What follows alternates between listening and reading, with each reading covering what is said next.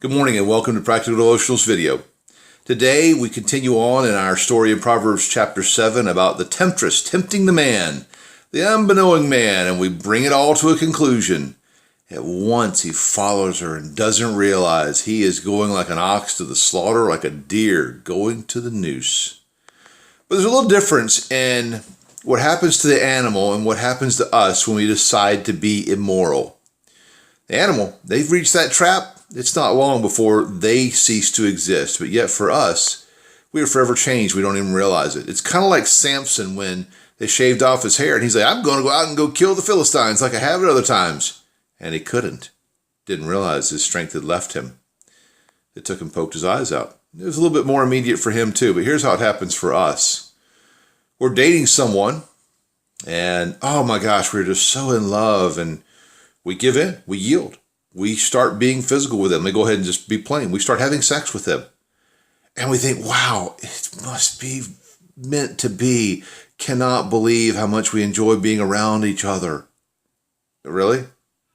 But once you cross that line, it's really difficult to go back. You can't put that standard back in.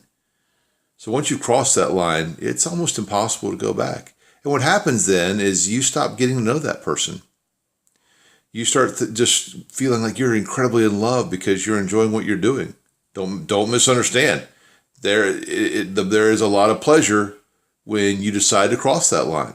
So you think that pleasure means we're in love. So you end up not seeing things that you would have seen that were red flags about that person.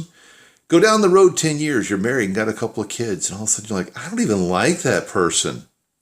Well, they're the same person you married. They're the same person you decided to go be intimate with 10 years ago. Same person, but yet you have gotten to know them now and you figure out, I don't like them. You try to rekindle the relationship and you can't because it's not new anymore. Not the same spark of newness. And that's what leads to divorce. Is that we started out way more intimate than we should have been. And then realize later that this isn't someone I would have even liked. And they're the same person. So here's my plea to you today. My call to action is this. Avoid intimacy until you're married. You'll get to know that person and you'll have a friend. And as you go down the road, icing or sex will just be an icing on the cake. The perfect cake that is your relationship. That puts it in its proper place. And it makes it to where it's very enjoyable, but it's enjoyable with the right person that you've gotten to know who is your friend. Get to know the people you have relationships with first. Be their friend. And when you get married, you'll become their lover and nothing's better. Want to read the whole devotional? Go to the link at the bottom of the page and we'll see you tomorrow.